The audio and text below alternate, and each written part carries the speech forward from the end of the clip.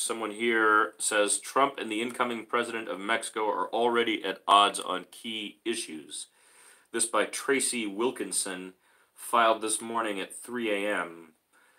Andres Manuel Lopez Obrador, AMLO, the new, somewhat left president of Mexico, who has run a few times, and one time declared he himself had not lost and would not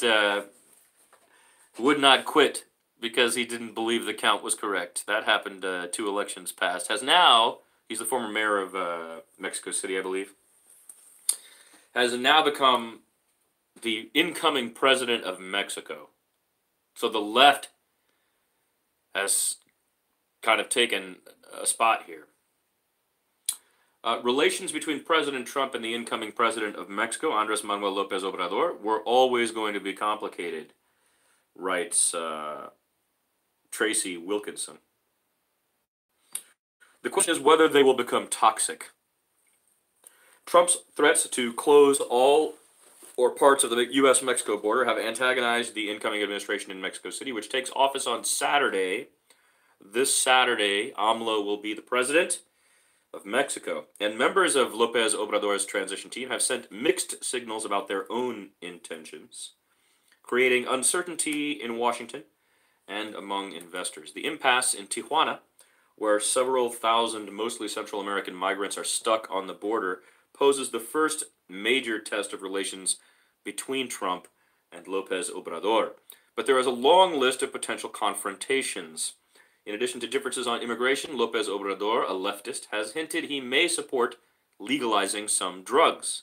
He accepts the scientific consensus on climate change and advocates forcefully for human rights, issues that set him apart from Trump. He also wants to shift more of Mexico's trade into Latin America to get out of the U.S. shadow.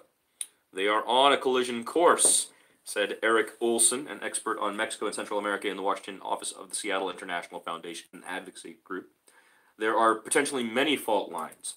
The new government will be trying to carve out a position independent of the U.S.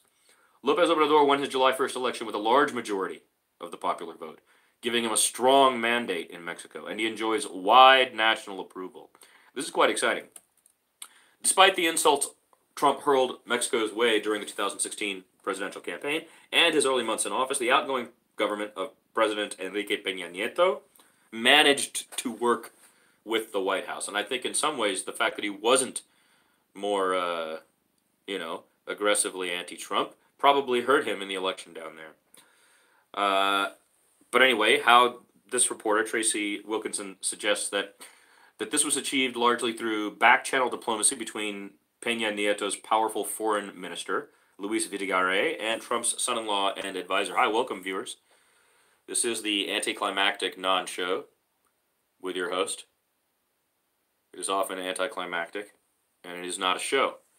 What we're doing is we're reading stuff out of the papers here at the beginning of the program, and we're talking about an article in the LA Times today, which is about Lopez Obrador, AMLO, the new president of Mexico, and how he is going to run into conflicts with Trump and how different they are.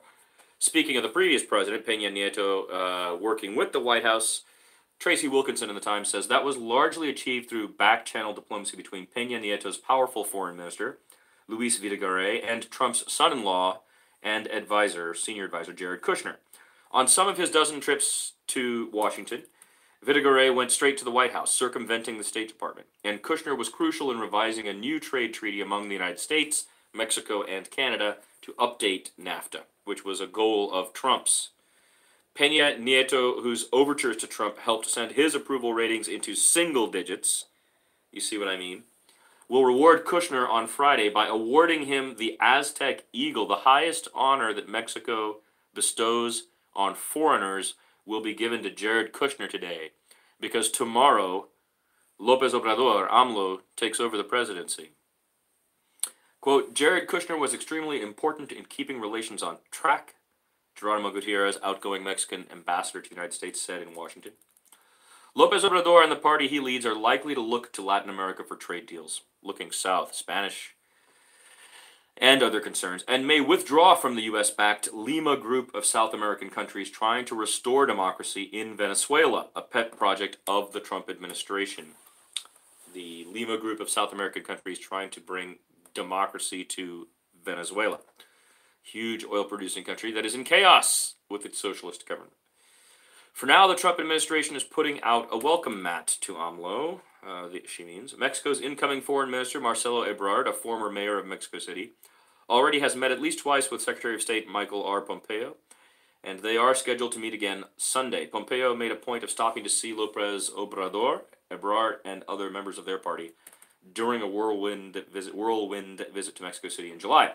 Immigration and trade remain the chief U.S. concerns. The Trump administration wants Mexico to allow migrants to remain in Mexico to await processing of their American asylum claims, to no avail so far. Welcome, viewer. This is the Anticlimactic Non-Show. We're reading from the LA Times today about the differences between López Obrador, the incoming president of Mexico, and Donald Trump.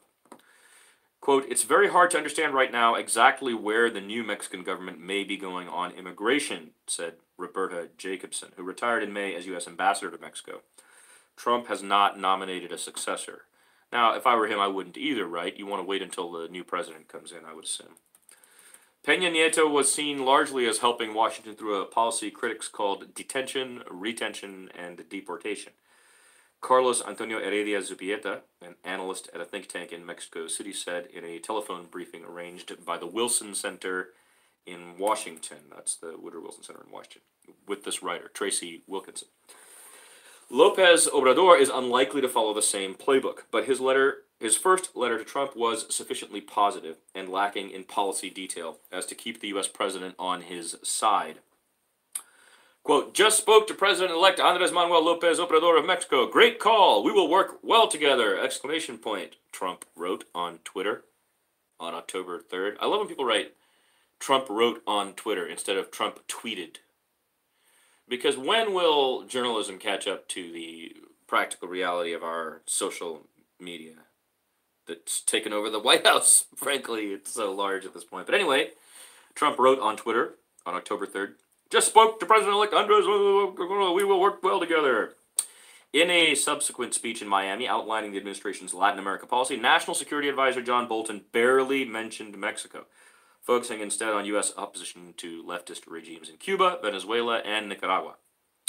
López Obrador, quote, "has been very careful at handling the ego of President Trump and will play that game until something unexpected happens on the border," close quote, said Sergio Aguayo, a political analyst at the College of Mexico, a think tank.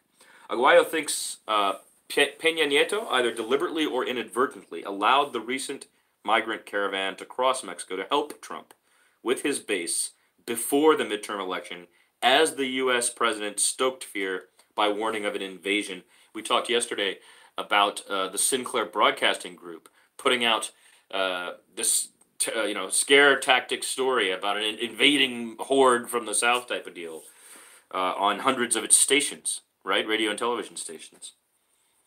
But what it did was it left a, quote, high-power bomb for López Obrador.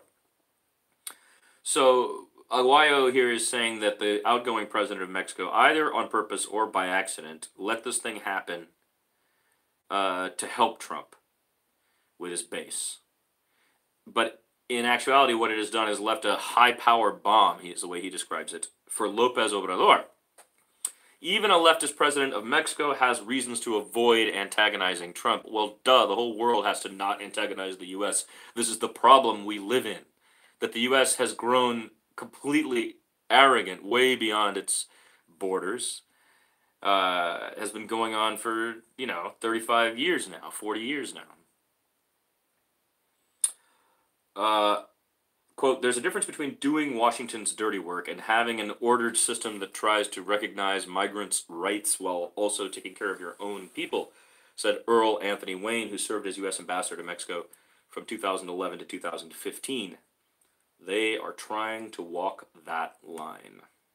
Tracy Wilkinson of the LA Times today, and you can see that at LA Times.